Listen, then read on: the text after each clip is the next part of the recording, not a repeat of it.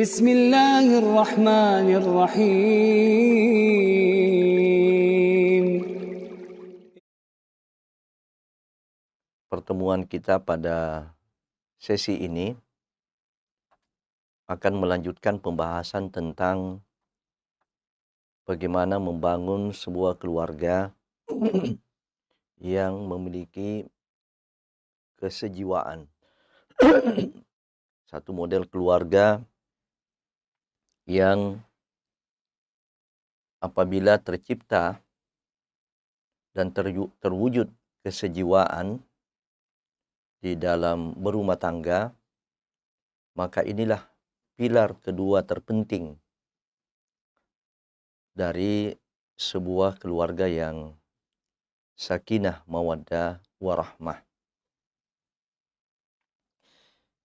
Kita telah mengkaji 5 langkah untuk mewujudkan kesejiwaan keluarga atau kesejiwaan pasangan suami istri. 5 langkah itu yang pertama adalah membangun saling pengertian di antara pasangan suami istri.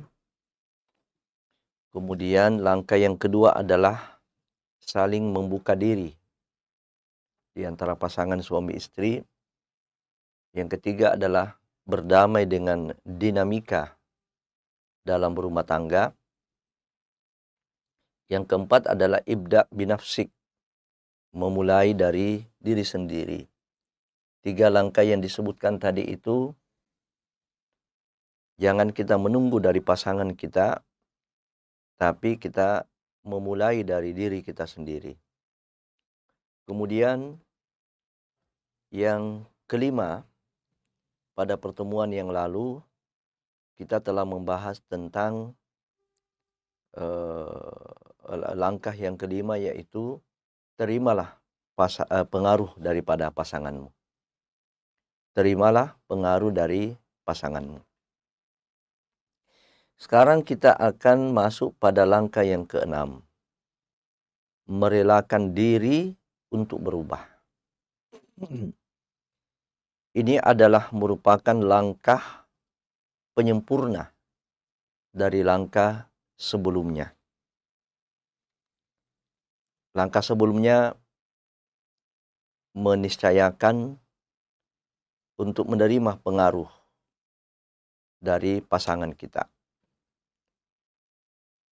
Nah, untuk melengkapi langkah ini, maka kita harus merelakan diri untuk berubah. Sebab konsekuensi daripada pengaruh pasangan adalah kesiapan kita untuk berubah.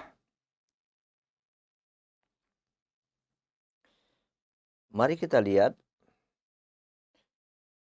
kenapa kita harus berubah. Kenapa kita harus merelakan diri untuk berubah. Suami harus merelakan diri untuk berubah. Boleh jadi itu adalah karena pengaruh daripada istrinya. Demikian juga sebaliknya, seorang istri harus merelakan diri untuk berubah. Dan boleh jadi pengaruh perubahan itu bersumber dari suaminya. Kenapa harus demikian? Nah, tentu kita kembali kepada logika daripada sebuah keluarga yang sejiwa, keluarga yang sudah tercipta chemistry. Nah, kesejiwaan, chemistry di dalam berumah tangga ini pastilah di dalamnya harus ada saling mempengaruhi atau mau dipengaruhi dan kesiapan untuk berubah. Nah, ini kita lihat bahwa pernikahan sesungguhnya merupakan perubahan. Pernikahan sesungguhnya adalah merupakan satu momentum perubahan di dalam fase kehidupan kita, yaitu berubah dari status jomblo kepada status apakah suami atau sebagai istri. Apa ciri utama daripada status jomblo itu? Ya, hidup kita bebas, tidak terikat. Itu kalau kita masih berada pada fase jomblo. Hidup kita bebas, hidup kita tidak terikat. Ya, kalau ada ikatan-ikatan, ya itu ikatan rumah tempat kita tinggal, sekolah, kampus, tempat kita menuntut ilmu. Ya, tetapi di luar itu, umumnya kita bisa mengatur diri sendiri. Kita bisa menentukan apa yang kita inginkan. Dari waktu tidur kita,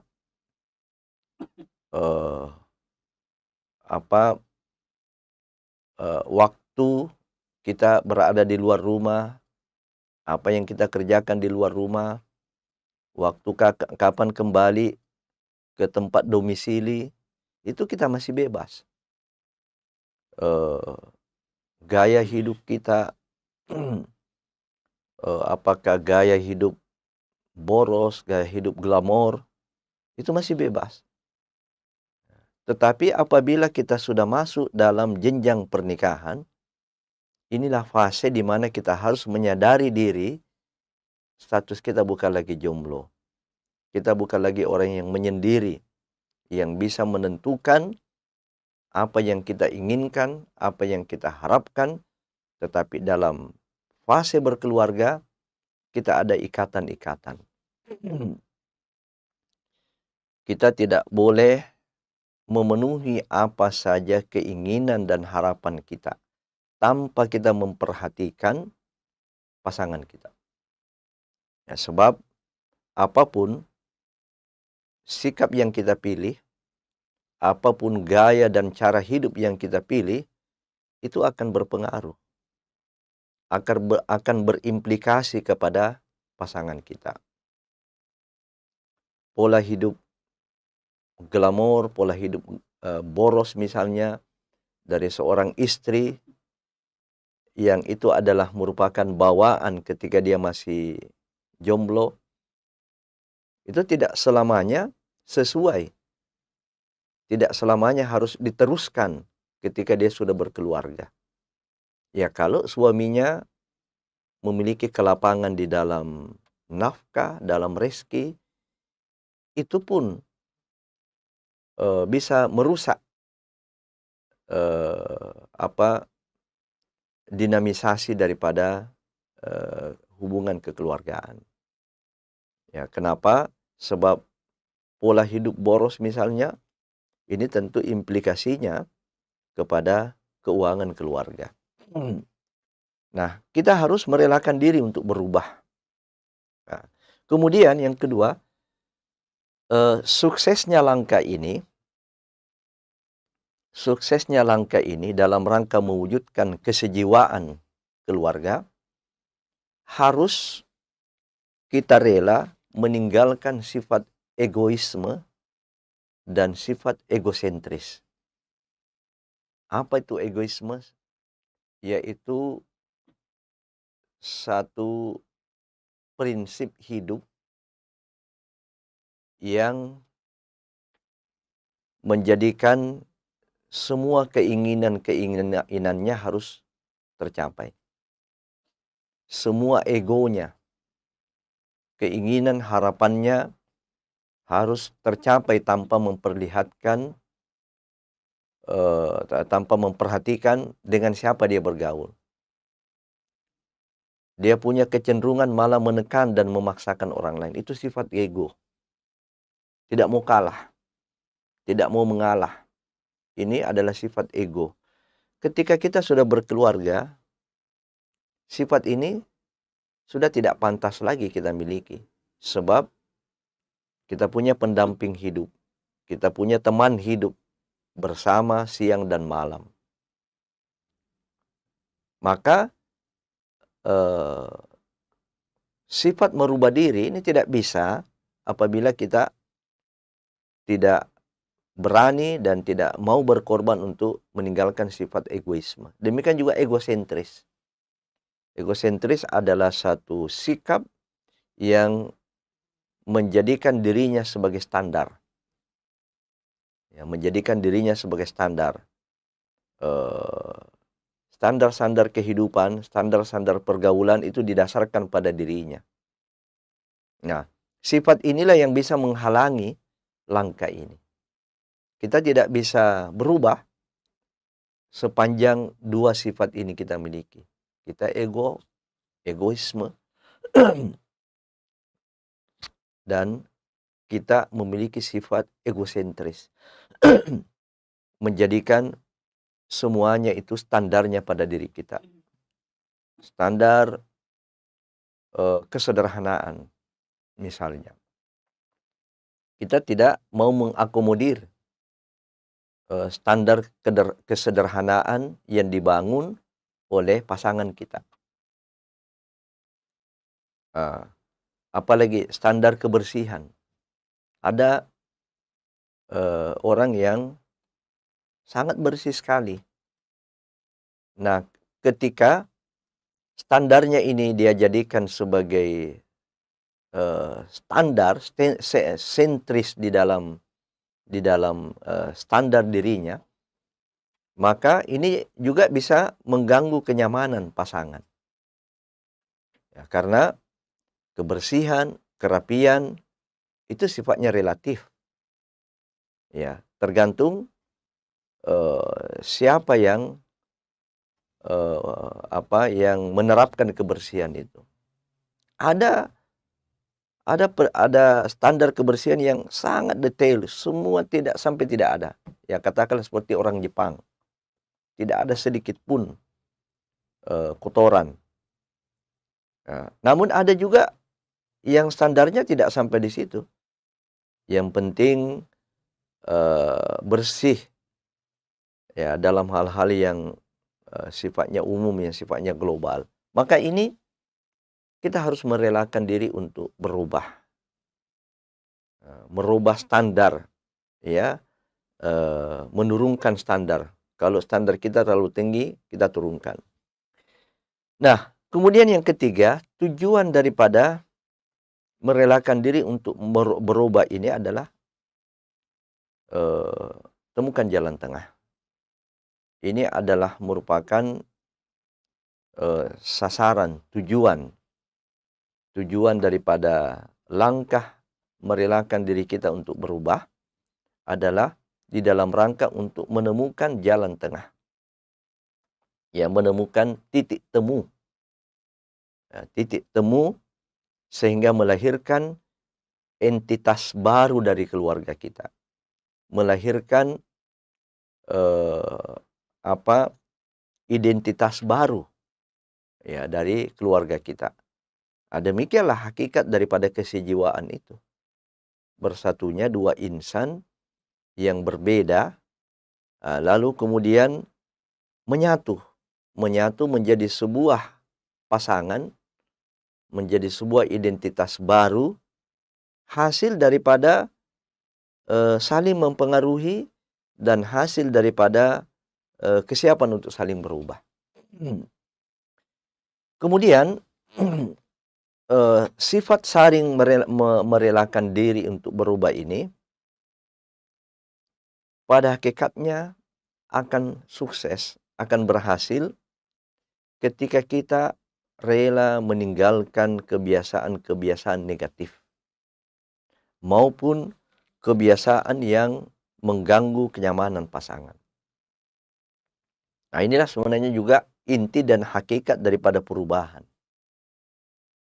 Kita mau berubah terhadap kebiasaan-kebiasaan kita yang negatif ketika masih jomblo. Kita punya kebiasaan yang negatif. Maka kebiasaan kita apabila mengganggu yang lain, apabila mengganggu pasangan kita, ini kita harus evaluasi. Apalagi memang kebiasaan itu sudah, eee cenderung kepada dosa, ya cenderung kepada maksiat, eee, itu artinya kita telah menghadirkan neraka di dalam keluarga kita. Kita telah menghadirkan, faktor-faktor yang menyebabkan keluarga kita tidak akan mencapai keluarga yang sakinah, mawaddah, warahmah. Demikian juga kita harus, eee, menghilangkan hal-hal yang mengganggu kenyamanan pasangan.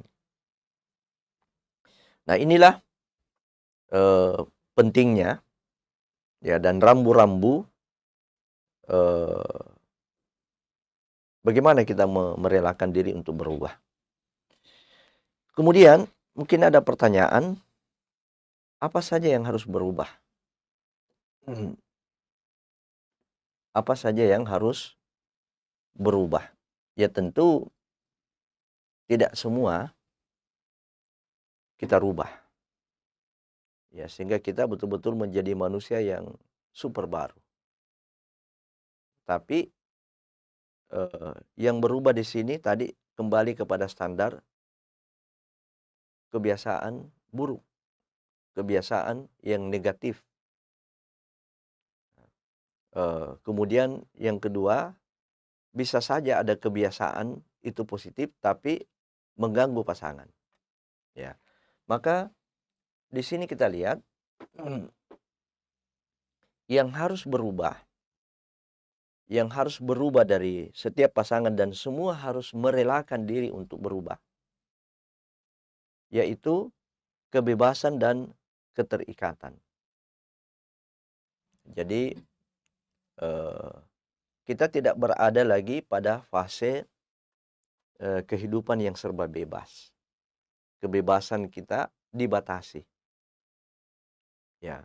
Ekspresi kita, cita-cita kita, harapan kita, gaya hidup kita, itu sudah tidak bebas. Sebab kapan kita bebas, ini bisa mengganggu kita punya pasangan. Sebebasnya saja kita pulang rumah di, tengah malam. Karena mungkin itu kebiasaan kita, di waktu masih jomblo. Kita plesiran, di luar rumah pada malam hari, kita mau pulang jam 12 malam, kita mau pulang jam 2 malam, ya. Itu tidak masalah mungkin ketika kita masih jomblo, ya. Tetapi apabila kita sudah berkeluarga, ini sudah tidak cocok lagi. Ya, bagaimana kita mau membangun sebuah keluarga yang kuat, keluarga yang bersenyawa, kalau kita tidak merelakan diri kita untuk berubah dalam hal kebiasaan-kebiasaan buruk. Di sini sudah ada keterikatan, ya. Nah, keterikatan. Kuncinya membangun kebebasan dan keterikatan eh, yang yang diinginkan agar kesejiwaan ini bisa tercipta adalah sesuaikan dengan, keinginan dan pasangan. Sesuaikan dengan, keinginan pasangan kita. Nah, kita berubah pada berbagai keinginan-keinginan yang, mengganggu pasangan kita. Ya, bahkan, sedapat mungkin kita melakukan konfirmasi. Ya, kita, keluar pada waktu pagi, kemudian, selesai aktivitas, di luar, kita harus kembali ke rumah, lalu kemudian kita singgah. Singgah di mana, dalam, waktu berapa lama, ini sebaiknya kita konfirmasi. Kita konfirmasikan, ya. Sebab adanya perubahan-perubahan yang tanpa konfirmasi, ini bisa menimbulkan kecurigaan, ya, bahkan bisa menimbulkan ketidaknyamanan, ya, pada pasangan kita. Kalau istri kita sudah tahu bahwa jam pulang kita kerja, di rumah kita sudah ada sebelum asar, di rumah kita sudah ada jam 4 misalnya, lalu kemudian cenderung terjadi perubahan. Perubahan karena eh, apa? Kita menganggap diri kita ini sudah tidak punya keluarga, tidak punya istri, tidak punya anak, ya. Maka lambat laun muncullah kecurigaan-kecurigaan. Awal pernikahan, suami jadwal keluarnya, jadwal pulangnya teratur, tiba-tiba terjadi perubahan. Ini bisa menimbulkan kecurigaan dan bisa menimbulkan kekhawatiran. Nah, maka disinilah medan pertama kita berubah dalam hal kebiasaan dan keterikatan. Yang kedua adalah berubah dalam hal cita-cita dan realitas keadaan.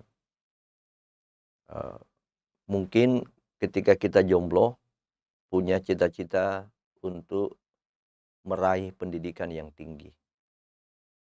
Tidak hanya S2, mungkin ada yang bercita-cita sampai S3.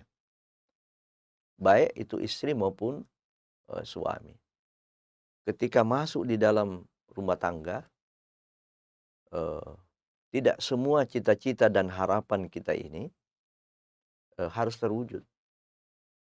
Boleh jadi karena tempat, sehingga menghendaki adanya perubahan. Boleh jadi karena seorang suami ikut istri, atau istri ikut suami, ya, di mana di tempat itu tidak memungkinkan cita-cita kita bisa terwujud.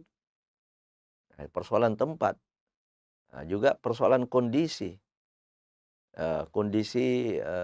keuangan, kondisi nafkah rumah tangga. Nah, tidak boleh semua cita-cita dan realitas kita ini masuk dalam berumah tangga itu dipaksakan harus terwujud. Maka harus juga kita memahami realitas yang terjadi. Al-Quran sendiri memang selalu memotivasi kita untuk meraih cita-cita yang tertinggi, untuk selalu merengkuh harapan-harapan yang ideal. Namun Al-Quran juga tidak menafikan adanya perubahan-perubahan kondisi. Allah Subhanahu wa taala berfirman, ba'da a'udzu billahi minasyaitonir rajim, ya ayyuhalladzina amanu taqullaha ya ayyuhalladzina amanu taqullaha haqqa tuqatih wa la tamutunna illa wa antum muslimun. Nah, ini perintah untuk bertakwa yang ideal. Wahai orang yang beriman, bertakwalah kepada Allah dengan takwa yang sebenar-benarnya. Ini takwa yang ideal. Tapi Al-Quran juga menyebutkan fattaqullaha mastata'tum. Bertakwalah kepada Allah sesuai dengan kesanggupan. Kita berupaya bercita-cita yang ideal, memiliki harapan-harapan yang setinggi-tingginya, tetapi jangan sampai kita mengabaikan kondisi realitas yang terjadi. Disinilah diharapkan kesiapan pengorbanan. Kesiapan suami dan istri berubah, yaitu dengan cara siap mengorbankan rencana dan harapan-harapan. Yang ketiga adalah berubah kebiasaan dan gaya hidup. Merubah kebiasaan dan gaya hidup ini juga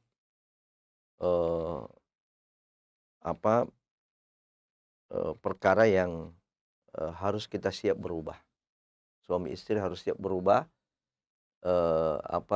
kebiasaan dan gaya hidup.